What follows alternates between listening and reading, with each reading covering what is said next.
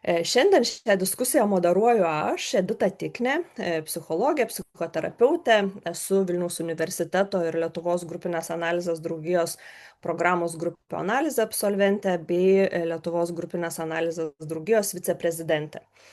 Ir noriu pristatyti mūsų diskusijos svečius. Tai Brigita Jankauskaitė Muhri. Brigita, duok kažkaip apie save Sveiki. žinoti, kur Sveiki. tu. Taip. Taip. Brigita yra psichologė, psichoterapeutė, grupių analitikė, Vilniaus universiteto ir Lietuvos grupinės analizės draugijos mokymų programų dėstytoja, turinti ilgametę darbo patirtį su sudėtingais jaunais žmonėmis Vilniaus arkivyskupijos karite. Bei Gyti Valatką. Gyti irgi duok apie save žinoti.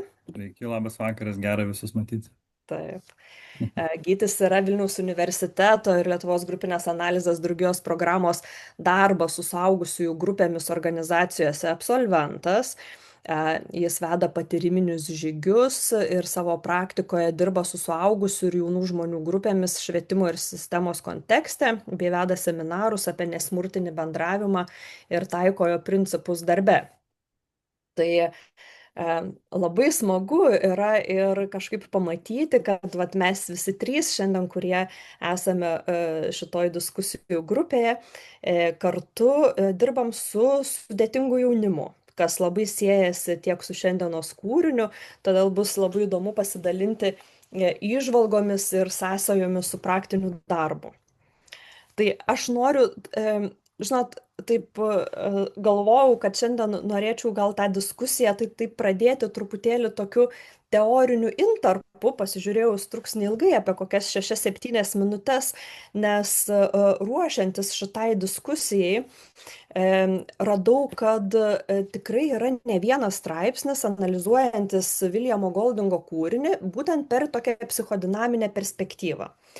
Ir juose personažai yra interpretuojami per Freudo psichikos modelį kaip reprezentacija konflikto tarp id, ego ir superego. Tai norėtųsi kažkiek taip truputėlį pristatyti šią perspektyvą, pristatyti įžvalgas rastas literatūrai, o vėliau pereiti prie diskusijos su kolegomis ir išgirsti jų mintis ir sąsają su praktiniu darbu. Tai pradėsiu.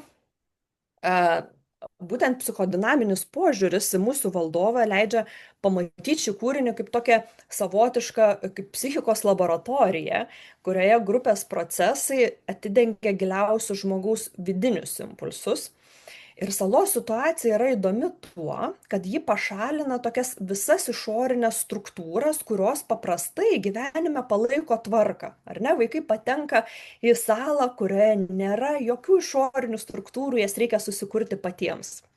Ir todėl matom, kad kai ego ir superego silpsta, tai id ima reikštis labai stipriai. Dabar kas tas ego, superego ir id šitam kūrinyje? Tai Ralfas įkūnija ego, psichikos dalį, kuri bando tokia derinti vidinius impulsus ir realybės reikalavimus. Tai Ralfas, kaip atsimenat, jis siekia išlaikyti tvarką, taisyklės, tokį bendrą racionalų gyvenimą saloje. Nes Ralfas simbolizuoja civilizaciją, tokį gebėjimą mąstyti, planuoti, bendradarbiauti. Pamenat, jog Ralfui svarbiausia buvo signalinis laužas, palapinių statymas, ten tvarkos organizavimas. Ir jis tokie galvojo apie tokią ilgalaikę perspektyvą, apie ilgalaikį išlikimo strategiją, o ne tik apie momentinius norus. Tačiau, kaip atsimenam, jam labai sunku buvo išlikti lyderiu, ar ne? Ir kada jam buvo sunku išlikti lyderiu, kai grupėje ėmė vyrauti nerimas ir baimė. Tai tuomet jis pradėjo prarasti autoritetą, nes labai gražiai pasakyta, ego be superego paramos tampa per silpnas prieš id jėgą. Kas dabar tas superego, ar ne? Tai kriuksis atstovauja superego. Moralės, taisyklių ir sąžinės balsą. Jis primena, kaip turi būti, remiasi protų, logika, atsimena, ten skaičiuoja žmonės, ieško įvairių sprendimų. Tačiau kas nutinka, kad dėl savo skirtingumo, tiek fizinio, tiek intelektualinio, jis tampa lengvu taikiniu ir galiausiai grupės atpirkimo ožiu. Ir kūrinyje Kriukso žūtis, ji yra superego nužudymas, ar ne? Pamena, tai yra momentas, kai žūsta Kriuksis, kuomet moralė galutinai praranda balsą ir tarsi instinktas tampa norma ir Ralfas yra persekiojimas ir visi agresijos impulsai tarsi iš viso yra nebekontroliuojami. Ir trečias įkūnijantis personažas yra Džekas. Jis įkūnija instinktus, agresiją, dominavimo ir pasitenkinimo troškimą. Ir jo valdžia kyla ne iš argumentų, o tokia iš baimės, jėgos, ritualo. Džekas pasirenka tokią primityvę lyderystės formą, ar ne? Jis žada apsaugą mainais į paklusnumą ir prievartą. Ir būtent jo figūrui atsiskleidžia, kaip lengvai žmogus gali pasiduoti tai vidiniai agresijai. Ir reikia tik tai suprasti, kad id užvaldo ne todėl, kad id yra stiprus, o todėl, kad grupė yra išsigandusi ir pasiruošusi ieškoti išorinio gelbėtojo. Ir Džekas pasisiūlo būti tuo išoriniu gelbėtoju. Tai va. Tačiau mums kaip grupės specialistams yra čia svarbiau ne veikėjų charakteriai, o pati grupės dinamika. Ir kai grupės taip suvokti, kad kai grupės struktūra griūna, ego nebepajėgia subalansuoti vidinių jėgų ir tuomet išryškėja regresas. Tai yra grįžimas į ankstyvesnius primityvius funkcionavimo būdus.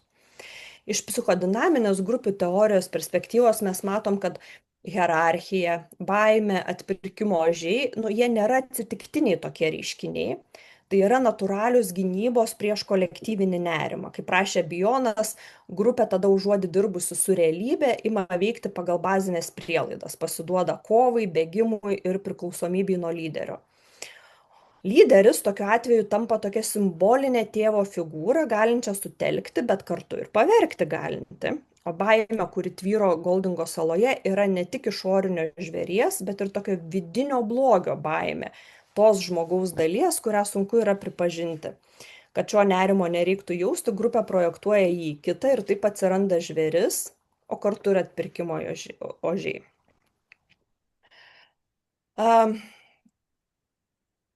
Kaip rodo tiek Goldingo istorija, tiek psichodinaminė teorija, grupė turi labai galingą galią. Ji gali tapti augimo erdve, bet gali ir pažadinti pačias primityviausias baimės ir agresijos valdomos mūsų dalis. Ir mes, kai diskutavom su kolegomis apie šitą kūrinį, kažkaip iškilo tokia metafora, kad mūsų valdovas yra kaip metafora grupės procesams.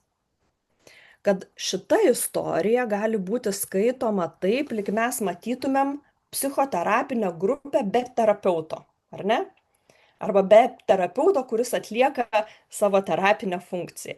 Kitaip tariant, kas nutinka, kai nėra figūros, kuri prisiema atsakomybę už rėmus, už taisyklės, už saugumo kūrimą. Nes grupiai lyderis yra ne tik žmogus, kuris veda užsiėmimą, lyderis yra tas, kuris laiko konteinerį, ar ne? Jis tas, kuris toleruoja grupės nerimą, kuris toleruoja grupės agresiją, frustraciją ir grupės vedėjo užduotis yra padėti šituos jausmus, paversti mintimis, žodžiais ir santykius ir kai šita funkcija neveikia, grupė regresuoja. Ką ir matom būtent šitam kūrinyje, ar ne, ką matom, kas vyksta Goldingo saloje, kad kai nėra suaugusio, nėra ribų laikymo, nėra struktūros, grupė iš lėto praranda gebėjimą reflektuoti ir pereina į primityvų funkcionavimo lygmenį. Tada iškyla toks autoritarinis jau lyderis, kuris valdo baimę. Taigi šis kūrinys tai labai aiški žinutė apie tai, kas nutinka psichoterapiniai grupiai, jeigu vedantysis nekuria saugaus rėmo. Ir šis kūrinys dar kartą parodo, kaip svarbu yra žinios dirbant su grupiniais procesais, kaip svarbu yra suprasti tiek teoriškai, tiek praktiškai, kas daro grupę darbinę, terapinę. Ir tai būtent duoda darbo su grupėmis studijos, ar ne, dėl ko šiandien ir susirinkom. Tai va, tai mano įžvalgų ir teorijos šiek tiek tiek. Brigita ir Gyti, kas jums pasirodė svarbu skaitant šitą kūrinį? Aha, tai aš galiu kažkaip nureaguoti ir kažkaip labai taip labai galvau, kad ta grupė, nu, kūrinys kaip grupės procesas, tai man gal pirminis buvo toksai labai ryškus įspūdis, kad, nu, ir labai siejasi su grupe, ne, kažkaip tai, kad, nu, nėra istorijos, ne, nu, vat, kaip mes imam kūrinį skaityti ir iš karto atsiduriam toj saloj su visais Taip. vaikais, su visų procesu. Tai labai panašiai, kai naujas žmogus ateina į grupę, jisai net nežino istorijos. Grupė yra jau nugyvenus tam tikrai, ypač jeigu tai nėra naujai susiformavusi grupė, jinai nugyvenus tam tikrą kelią ir tu ateini ir turi kažkaip tais susirinkti tą istoriją, susižiūrėti, kokios čia taisyklės, kokia čia tvarka, kaip čia veikia procesas. Tai man va čia labai tokia buvo, labai taikli tavo tas tokia asociacija apie tai, kad, nu, vat ir čia mes ateinam ir nežinom, skaitom kūrinį ir nežinom, kas tie berniukai, kokia jų praeitis. Eigoje kūrinio paskui paaiškėjo, kad jie buvo anglai, ten turėjo savo tėvus, kad ten kažkokie dalykai. Bet aš gal čia toksai man buvo gal toksai pirminis, skaitant kūrinį momentas apie tai, kad, nu, nėra prieš istorijas. Mhm. Va toks nežinau, kaip tau gyti, kokiu tau kilo minčių. Aš kai pradėjau skaityti, man labai toks irgi atkreipė Brigita, kaip ir tu, į tą žmonių ateimą į grupę, vaikų bandymą organizuotis patiems tartis, nes aš prisimenu savo ateimą į grupę ir, nu, kažkaip vis tiek man įstrigo va tie trys labai stiprus personažai, kaip Džekas ateina į grupę, kaip Ralfas ateina į grupę ir kaip Kriuksis ateina į grupę. Tai Džekas išrikiuoja visus alpstančius vaikus ant saulės, leidžia jiem ten pasisukti dešinę ir tik į dešinę.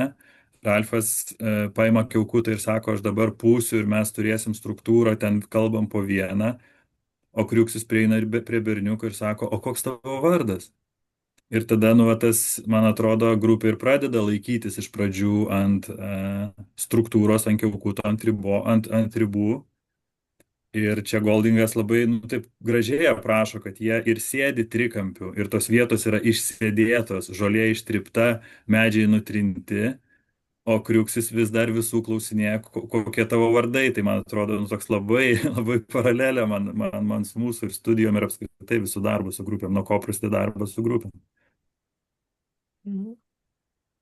Nuo santykio. Nuo santykio, nuo vardo, nuo istorijos, kurią ateini atsinešė, ar ne? Jo. Ir kažkaip taip kalbant, nu, va, taip apie hierarchiją, ar ne, kažkaip mes kalbėjom daug apie tai, kad matome šitam kūriny, kaip formuojasi hierarchija, tai yra kaip natūraliai atsiranda lyderiai ir galvoju, nu, vat, kaip apie lyderius ir matom ten, kad vienas lyderis savaime iškyla, kitas atsiranda lyderis, kai sukyla labai didelis nerimas, tai kokia jūsų patirtis yra, kaip formuojasi, kaip hierarchija iškyla, kaip formuojasi hierarchija, kaip lyderiai iškyla, kaip terapinėse grupėse taip yra matoma ir kaip kitose grupėse, ką jūs pastebit. Žinai, galvoju, kad terapinėse grupėse, nu, bet ką tu paminėjai ir pristatymė, kad, nu, labai yra lyderis iš karto, ne, ateini į grupę, yra grupės vedantysis, kuris tau užtikrina tokią saugumą, taisyklės, tvarką, kažkokias ribas, rėmus ir tarsi, nu, nėra tokio iš karto, kaip čia pasakyti, poreikio arba labai tokio ieškoti to lyderio, nes tarsi jisai jau yra kaip duotybė, kaip duotas tai terapiniai grupiai. Ko vat tikriausiai dirbant su kitomis grupėmis, gal nebūtinai taip yra, nu, taip labai akivaizdu. Ir galvoju, ypač kai kokia nors grupė yra besiformuojanti, tai lyderis, nu, labai svarbus terapeuto vaidmuo tokiam, nu, konteinerių ištikrinimui taisyklių ribų, ką šitoje knygoje labai bandė tą padaryti Ralfas ir kažkokioje vietoje jisai netgi pasako, kažkaip man labai strigo apie tas taisyklės, sako, kad taisyklės tai vienas dalykas, ką turime. Nu, turime susitarti dėl taisyklių, nes tai yra viskas, kuo galim remtis. Bet paskui paaiškėja, kad ne visiems tas yra priimtina, ne visi nori to rėmo, kitiems reikia tų visų gaivališkų patirčių. Tai galvoju, terapiniai grupiai vis tiek labai, labai daug darbo yra apie tai, ir apie tai, kaip mes tas taisyklės suprantam, kaip jas priemam, kokiuose rėmuose veikiam. Tai manau, kad lyderis labai yra už karto, kaip čia pasakyti, neužprogramuotas, bet labai akivaizdus. Bent jau mano darbė su terapinėmis grupėmis patirtyje. Mhm. Aš neterapinėse grupėse, kai dirbu labiau su organizacijom arba tokiam trumpesniem grupėm, tai Nu, čia yra keli dalykai, man atrodo, aš matau lyderystę, norėjimą būti lyderiu arba norėjimą atrasti lyderį kaip normalią grupės stadiją, kaip etapą, kuriame grupė yra, jį praeina, išsigrynina ir priklausomai nuo to, kokios grupės vertybės grupė pasitvirtina savo lyderį ir matom ir kūriny, kad nu, ir Džeką tvirtino, klausimas, ar jie turėjo pasirinkimą ir kiek yra jie priversti. Ir alfa ieškojo ir taip toliau. Tai mano toks nu, vat, darbė su suaugusiais, tai aš leidžiu grupiai ieškoti lyderių ir tvirtinti ir tada mes reflektuojame, kokią lyderystės tipą jie rinkosi ir kodėl. Ir tai yra irgi svarbus procesas, man atrodo, įgalinant pačius grupės dalyvius suprasti, kad jie irgi atsakingi už patį procesą ir ne viską sudėti lyderiui. O nu, apie vaikus ir jaunimą turbūt čia yra atskiras klausimas, bet gal nu, tik noriu pabrėžti, kad čia man labai svarbu keli dalykai. Tai yra struktūra, ritmas, kurį aš laikau, stengiuosi laikyti, ribos ir normos, vertybės, kuriomis tas lyderis remiasi. Tai aš labai bandau su grupe kalbėti apie tai, o kokio mums lyderio reikia ir kas yra ta lyderystė, kurios mes visi norim. Bet, man atrodo, čia jau tokio kaip vedančiojo, atsakingojo yra dalis. Ir man iš tikrųjų čia truputį išsiplėsiu, bet labai įdomu yra, kad Goldingas pats autorius, jisaigi buvo ir mokytojas, ir kariškis, ir pats tarnavęs laivyne, ir dalyvavęs Antram pasauliniam kare prie amerikiečių išsilaipinimo Normandijai. Ir šitoje vietoje, man atrodo, jis sudeda nu, va, tokį labai įdomų derinį 20-ojo amžiaus, sakyčiau, vidurio tą agresiją kartu su vaikais, kai aš iš vaikų tikėčiausi nu, tokio vis tiek kažkokio palaikymo, švelnumo, nuoširdumo. Čia visiškai ir aš turėjau tą viltį skaitydamas šitą romaną pirmą kartą. Viską, bet, nu, aišku, nuo kažkur nuo vidurio ta viltis tapo vis mažesnė, bet man atrodo, nu, jis va, tokia padaro to 20-ojo amžiaus nu, vertybių laboratoriją ir pasižiūri, kas būtų ir kaip atrodytų nu, va, vaikai be mokytojo arba vaikai be struktūros, kurie irgi yra žmonės. Tai man kažkuria prasme čia jo toksai tokia fantazija, kuri yra tarp karo ir mokyklos, nu, va, kažkoks toks kūrinys, kuris tikrai nepalieka bejingų, bet sukelia daug minčių apie tą agresiją, kuri čia užima labai didelę vietą.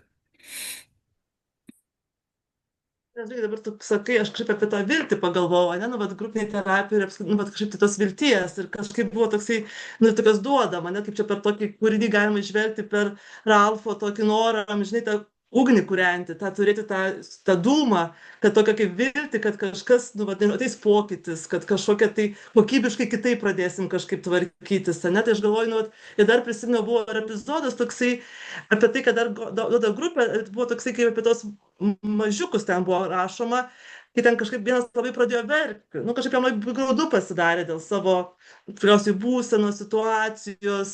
Nepasakysiu dabar vardą tiksliai, bet ten apie jį buvo prašoma ir paskui kiti pradėjo verkti. Tai tokia aš pagalvoju, nu, vat, tarsi kaip atpalaiduoja kažkokį irgi jausmą, kaip ir grupė gali leisti išventiliuoti tam tikras emocijas, tokį palengvinimą duoda, net tokį katarsio patyrimą per kažkokį labai, nu, kai iš vidaus išleidžiu, tai man taip viduje ramiau pasidaro. Tai galvoju, nu, vat, apie tą viltį ir ką gali tą grupę, nu, šitam kūrinį, kaip antroji daly matome, gali labai daug agresyvių dalykų, destruktyvių sukelti, bet gali tokių momentų epizodiškų, kur tokios vilties, palengvinimo, bendrystės kažkokios, tai ne ir tą gali duoti, kur šitoj kūrinys taip labai, nu, tarp labai taip švelniai, tarp eilučių užgribiamas, bet neplėtojamas, arba nėra, kadangi tikriausiai galime spėti, kad nėra to lyderio, nėra tos tėviškos figūros, kur vaikai, žinai, apie tos suaugusius prisimena, tai ir eina į tą tokią, nu, tokią tamsesnę, sakykime, arba tą šešėlinę pusę labiau, tą, nu, bet kažkaip atranda žvėrį paskui kažkaip išorėje, kuris kažką irgi jiems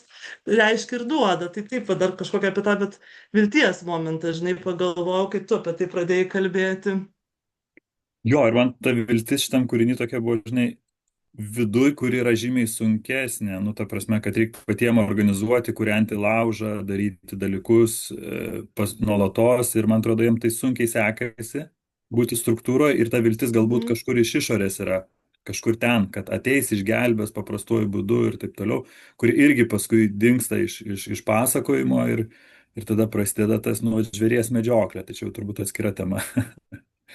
Jo, nu nes, žinot, kai sukyla nerimas, kai sukyla baime, tvarka ir struktūra, nu, neduoda greito palengvėjimo. Nu, tai yra toks ilgalaikis procesas, kuris neduoda greito palengvėjimo, o kai tu bijai, kai tu jauti nerimą, nu norisi labai to greito palengvėjimo. Ir žiūrėkit, ką mes grupėse pas save matom, kaip greitai formuojasi ten atpirkimo ožiai, jeigu yra per didelis nerimas, jeigu žmogus pats jaučia kartais, nu, ne išorinę struktūrą, ar ne, nu, bet jam kyla didelis nerimas, jis pradeda tikrai ieškoti, kas suteiktų greitą palengvėjimą. Ir būtent, nu, va, ta struktūra, kurios ir laikomės grupėje, jin ir yra, nu, tokia laikantis rėmas, kuris išlaiko nenuėjusi destruktyvius procesus. Tai kažkaip jau pradėjome apie tą baimę kalbėti, apie žvėrį kalbėti, ar ne, tai, nu, tikrai tas žvėris tokia yra, nu, graži projekcija, nu, kaip blogio dalis, kuri yra perkeliama kažką išorinį. Tai, nu, su kokiais žvėrim jūs realiuose grupėse susidurėt, ar ne, ką matot savo grupėse?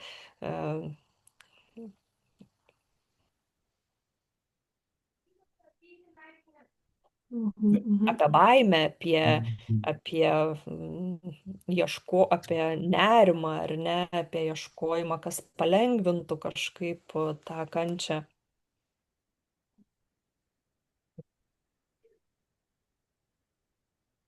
Nu, aš čia iš dviejų turbūt perspektyvų galiu žiūrėti. Vienas, tai vis tiek man tas tikrai daug tokio smalsumo yra, nu, apie paauglių grupės, vaikų grupės. Suprantu, kad čia gal, nu, tabiškai kita tema mūsų, bet man atrodo, nu, aš vis tiek užgrėbiu apie tą patį, nu, nepažeidžiamumą, bandymą kažkokius tai vietoj savęs atverimo ieškoti, nu, kaip sakė, kažkokio atpirkimo ožių, ar ten, žinai, dėmesį į kitą, nes man nesaugu, tai pakalbėkim apie kitą ar kažką pabūkim.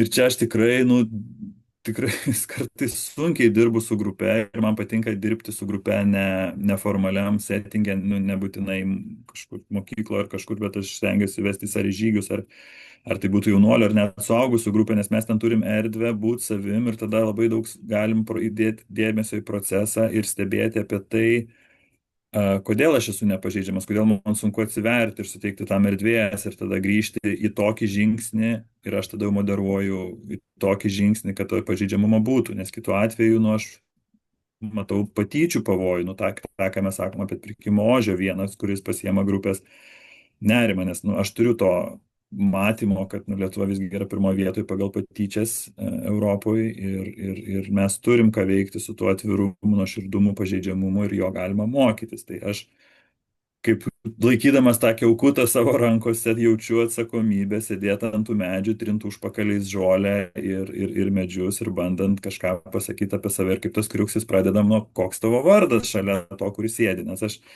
nu, kažkaip tikiu tai stipriais ryšiais, atvirumu, nuoširdumu, kad jo galima mokytis, kalbėti apie savo jausmus, poreikius ir tada ta atpirkimo ožio tikimybė, poreikis turėti atpirkimo ožį, nu, jis tikrai mažėja. Tai čia yra tokia labai ilga ir nu, tokia investicija, sakykime, laiko, bet aš kito kelio kažkaip ir nematau. Tai čia kalbant apie vaikų grupę, jaunimo grupę. Tai labai norėčiau, kad tu pasidalintum, kaip, nu, vat, kalbėjom apie tai, ką tu darai, kad nesusiformuotų tie atpirkimo ožiai, ar ne, kad nebūtų patyčių.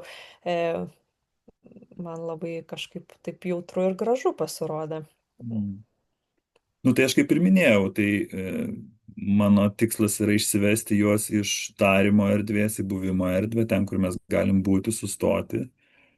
Ir kiek įmanoma, kiek tai dienai grupė yra pajėgi skatinti atsiverti per aš kalbą. Ir tada man kažkuria prasme ar lietus, ar saulė, ar laužas, visi yra talkininkai, nes jie duoda patirtį apie kažką kalbėti, nuo kažko pradėti ir tada tuo tęsti. Kitas dalykas, aš matau, kad tas susipažinimo momentas yra, nu, natūralus ir grupė turi savo logiką, savo stadijas, kaip aš matau savo raidą, ten yra toks Tukmano modelis, nu, kur grupė turi natūraliai pereiti tam tikrus etapus ir aš juos bandau pražaidybinti, pramoderuoti tam, kad dalyviai galėtų, nu, jaukiai jaustis, padėti jam jaukiai jaustis. Tai va, tai čia yra, nu, toks mokslas, menas, improvizacija, bet man tai patinka, nes aš kartais ir va, tas suaugusių grupės teorijas galiu pritaikyti vaikams kažkokie dinaminius momentus. Aišku, yra daug specifikos, daug skirtumų, bet man atrodo, mes galim to mokytis ir aš manau, kad tai yra labai brangu. Kai tu kalbi, kažkaip galvoju apie tas terapinės grupės ir tą žvėrį kažkaip, ar žvėris, ar kaip tai vardinti. Ir gal tikriausiai labai tokia asociacija apie tai, kad tai nėra, gali būti labai įvairiais tokiais kaip, nežinau, perspektyvomis, ne, tas žvėris gali būti už grupės, ne, kažkokios ribų ir labai tada gali sutelkti grupę, ne, nu, va, visi susitelkia, nes yra čia kaip ir žvėris, kurį čia reikia, nu, vat, kovoti, ne, priešas už vartų kažkokia prasme. Kitas aspektas, aš galvoju, kaip kiekvienas savy turim kažkokį tai žvėrį, ne, kažkokį tai nepažįstamą ar kažkokį tai užslopintus dalykus, nežinau, trauminės patirtis, ten kas bebūtų, kažkokius šešėlinius dalykus. Ir gali būti labai nesaugu, labai, kaip čia pasakyti, neaišku, kaip čia su tuo būti. O grupė dar turi tokį momentą, kad gali, kaip čia pasakyti, spaudimas, ne, yra grupės spaudimas, kur kažkokiu metu tu jauti, kad pareikalaus kažkokia prasme iš tavęs tos tavo vidinės medžiagos. Tai tas žvėris gali būti vidinis, gali būti labai tokia ir mano patirtį, nu pati grupė kaip žvėris, ne, ateiti naujam žmogui į veikiančią grupę, ateiti kažkaip tai išdrįsti ateiti, ne kiek yra darbo padaryta, kad atvesti žmogų į grupę, ne kiek yra individualaus darbo, ar kiek yra su grupe darbo padaryta. Ir tai tie nauji žmonės atėję, jie vis tiek kurį laiką jaučiasi ten įvairiai, nu, gal kažkaip tai kaip grupė, kaip žvėris gali atrodyti. Gali būti, kad ir terapeutas kaip tas žvėris, ne kažkoks labai galingas, labai kažkokia stipri figūra, kuri gali pasakyti, ir ten kokią fantazijų, ten mato kiaurai, nukautuoti. Irgi labai, nu, ta žvėrio metafora labai įvairiai gali būti matoma ir patiriama per, nu, grupės procesus, per grupės, kaip čia vaidmenys, arba buvimo grupė, dar kažkokia tokia man atėjo, nu, labai toksai plati metafora gali būti analizuojama kažkaip tais. Mhm. Jo, ir tas žvėris, žinai, gali būti labiau apie mane negu apie grupę, nu, tas nerimas, baimė, ar ten pykčio kažkokie dalykai. Ir man labai patiko kažkur knygos vidury, man atrodo, apie 200 kažkurį puslapį yra, kad Simonas, tas pats veikėjas dar, kurio mes neminėjome, bet jis nueina ir jis pamato tą žvėrį, iš tikrųjų, jis ten jį, nu, išpainioja to žvėries, kaip ir nebelieka, jis pasikalba su galva ir bėga visiems pranešti, kad jisai žvėrį matė, jis nėra toks baisus ir kas atsitinka. Tai patį pirmą grupę nužudo. Ir paskui jie apie tai nebekalba, kad jie nužudė Simoną ir taip toliau. Ir man labai patiko viena citata, aš sakyčiau, tokia apibendrina, man sakė, kad visus slėgė nepasakyta žodžiais tiesa. Kad kažkaip sunku žodžiais įvardinti tą baimę ir taip toliau, ir taip toliau. Ir nepaisant to, kad ta baimė buvo pamatyta, tarsi žmogus turėjo žodžius ją apibūdinti, kaip jam yra ir ką jis matė. Bet to nereikia, nes visi užsiėmė su savo baimėm, su savo kažkokiam tiesom ir taip toliau. Ir man atrodo, nu, čia labai sudėtingas procesas, kai nėra moderatoriaus, nėra laikytojo to kiaukuto tų ribų struktūros, kuris galėtų, nu, kažkaip paskirstyti eterį žodį, kad tas žodis galėtų būti pasakytas ir tiesa galėtų būti kažkur arčiau mūsų. Man tai kažkaip labai, nu, toks galingas momentas tikriausiai visoje knygoje, toks pats emociškai stipriausias buvo, kai įvyko tas šokis, įvyko tas nužudimo ritualas, ar ne? Vis tiek kiek tame yra jėgos, kiek agresija, kiek vienyje, nes man atrodo labai yra svarbi ta mintis, kad bendras priešas yra labiausiai vienijantis, nu, grupė apskritai dalykas, nu, mes tą galim matyti ir politikoje šiandieninėje, ar ne, ir apskritai, nu, daug kur visur. Ir įdomu, kad vienybė yra pasiekiama ne kuriant bendrą tikslą, ar ne, bet būtent, nu, kovojama prieš bendrą priešą. Ir kodėl yra, nu, tikriausiai taip svarbu ir tie atpirkimo ožiai, ar ne, kad, nu, kad grupė išsilaiko tada, kai jin turi ką paaukoti. Ir kaip mes kalbėjom, kad kai iš grupės išeina kažkoks narys, nu, dažnai klausiam, o tai ką išsinešė iš grupės, kokį išsinešė, kokį aspektą, kokią emociją, kam nebuvo leista gyventi grupėje, nes tarsi bendrumas yra pasiekiamas būtent per kažkokį susivienijimą ir išstumimą. Tai kaip jūs, ar irgi pastebit savo darbe, nu, vat, šitą aspektą, kaip formuojasi, kaip nepriimtinos mūsų dalis yra projektuojamos į kitus, ar ne, ir kaip, nu, žmonės, kaip susikuria atpirkimo ožiai ir kaip jie yra galbūt pašalinami ar bandomi pašalinti. žinai, dabar klausau, aš prisimenu tokį dar irgi iš knygos, nu, bet kai kai skilo grupė, ne, kai Džekas išėjo kažkaip ir išsivedė dalį ten tų vaikų, tai kažkaip man buvo toksai labai, kad kriukso toksai, kaip čia pasakyti, aš net čia pasižymėjau, atsigavimas, ne, kad jisai kažkaip pradėjo labai, nu, ten drąsiau ir aiškiau kažkaip jaustis, tvirčiau, nu, tarsi savo dalį, nu, bet savo tos agresijos kažkokios neturėjimo, nematymą, ne, nu, bet išventiliavau, įdėjau į kitą, kitas išėjo, tai aš dabar esu ramus, toksai visas fainas, geras ir nebeturiu savytos savo tamsiosios dalies.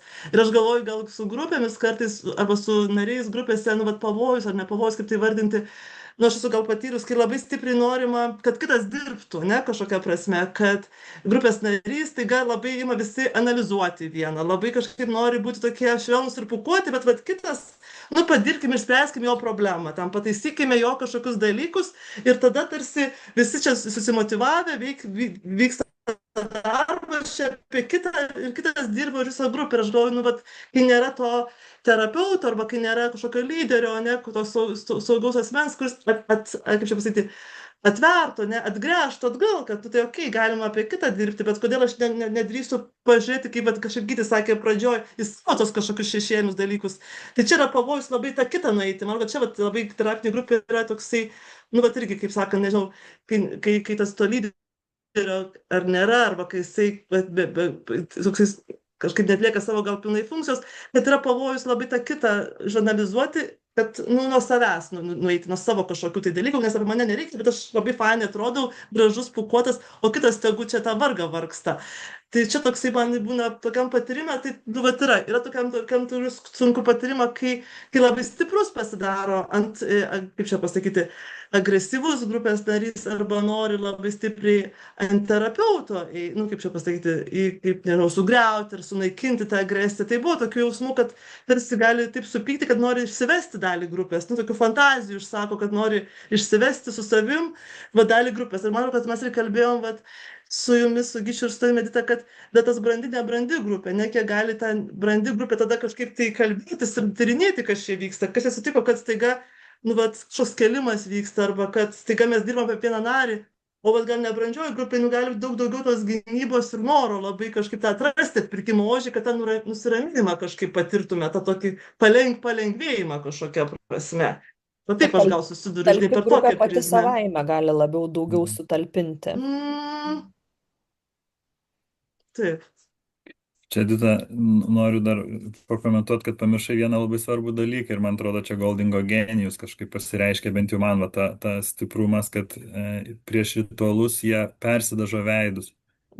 Yra, nu, va, tas kaukės momentas, kad čia ne aš tą pyktį turiu agresiją, čia yra kažkas kitas ir jie paskui kitą dieną apie tai neprisimena, nieks nekalba, čia buvo kažkokie kiti, kurie pameta save šokdami ritualinius šokius, užmuždami vieną, kitą, antrą ir taip toliau, žudydami žvėris, jie persidažo veidus. Ir čia man kelios nuorodos, čia yra viena nuoroda į tą, man atrodo, Britų dar 20 amžiaus, žinai, vidurio tą antropologinį primityvumą, kitų ir taip toliau, bet čia, nu, esmė gal apie grupės, tai man atrodo, nu, apie tą savęs praradimą ir ištirpimą grupiai. Ir tada nėra atsakomybės, nėra manęs.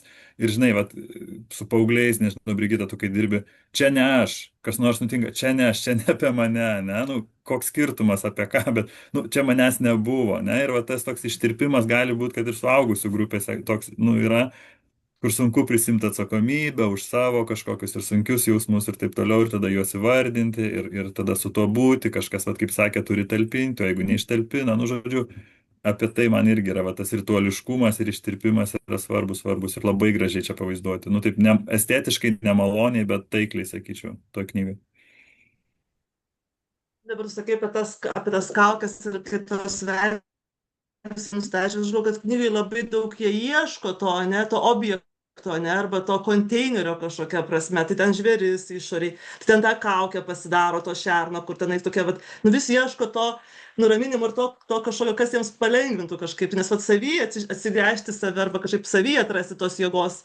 Nu, va čia tikriausiai yra apie tai, kad, vat, kažko nepasiekiama, ne, kažkur negalim susėsti ir pasikalbėti ir tada kažkokio tai būdų tą spręsti, bet vis ieškoma, nu, va, tokio, kaip čia, tokio objekto kažkaip dar pagalvojau. Nu, ir paaugliai tai labai, jie visą laiką nori, kad kažkas kitas viską sutalpintų, o kai nori tą, ką sutalpina, jiems gražiai žinai, tai nelabai nori ir priimti atgal.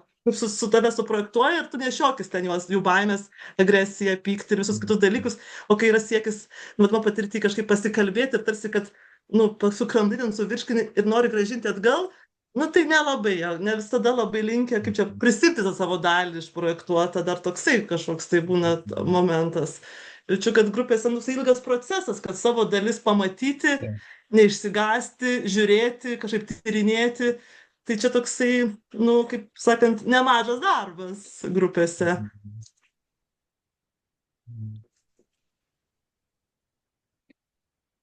Taip. Mes kažkaip, nu, va, taip tikrai, nu, vis grįžtam prie to, kad, nu, kiek yra svarbi iš tikrųjų ta terapeuto vedančiojo, ar ne, vadovo figūra, kuri tikrai prisijimtų tas atsakomybės, kuri labiau talpintų, galėtų atlaikyti projekcijas ir jas sugrąžinti, galėtų kažkaip skatinti, kalbėti, o ne išveikti, nes daugiausia irgi kas vyksta, ką mes mokom grupėje, yra neveikti, o įvardinti žodžiais, o ne veiksmais. Tai ir tikrai visa šita yra labai sunkus darbas. Aš nežinau, gal net asmeninė mano tokia yra naivi perspektyva, kad aš atėjau mokytis grupių, įsivaizduodama, kad su grupėm tai aš jau kažkaip ten taip jau lengvai atrodė dirbsiu. Ir tikrai paaiškėjo, tai yra labai nelengvas darbas ir labai yra lengva tikrai nesutalpinti ir labai lengva yra pamesti ribas. Ir tikrai va tie negatyvūs procesai, mesgi kartais net nematom, kaip susiformuoja antigrupė, kaip tu jauti, bet jeigu tu nesupranti, ką tu jauti, tu net ir nematai tos agresijos, nes jingi dažniausiai būna, nu, netiesioginė, o jin būna tokia labai tokiam po apačią lygmenį ir tikrai turi labai suprasti, apie ką kalba grupė. Todėl tiek, nu, vat man, tiek mes kaip mokėmės, kažkaip gal čia taip asmeniškai labai, kad, nu, tikrai labai ilgai užtruko, kol supratai ir apie ką kalba grupė ir kas vyksta, ar ne, ir kol galėjai kažkaip taip, nu, tikrai suprasti, atsistoti, palaikyti tą struktūrą, kuri vyksta. Ir dar kartą kartosiuosi, kad šitas Goldingo kūrinys tikrai labai, labai gražiai apibrėžia, kas būna, kas vyksta, kai lyderis netlieka savo vaidmens. Aš galiu, Edita, dar įsiterpti. Žinoma. Man toks, žinai, baigiant jau, bet pats pavadinimas, jis man su labai gražiu klausimu palieka, žinai, tas mūsų valdovas, nu kas uždės grupiai struktūrą, kas formuos tą grupės kryptį, nes musės yra, nu, tokios labai nestruktūruotos ir nevaldomos, ne? Ir iš tikrųjų tai jos gali suktis arba apie tą šerno galvą nudopto, ne, kaip tokia agresijos simbolį, nu, ten, kur tu musės Saimonas, kur pamatė, apie tą baimės tokį, žinai, nerimo, pykčio kažkokį simbolį, arba jos gali suktis, nu, apie tai kažkokią, tai man atrodo, struktūrą, nu, ir vat, ant kiek reikia iš tikrųjų ir žinių, ir patyrimo mokantis tas grupės, nu, nežinau, nenors kitų žodžių valdyti, bet, nu, su jom būti ir jom padėti kažkaip rasti savo struktūrą, savo formą ir vertybės.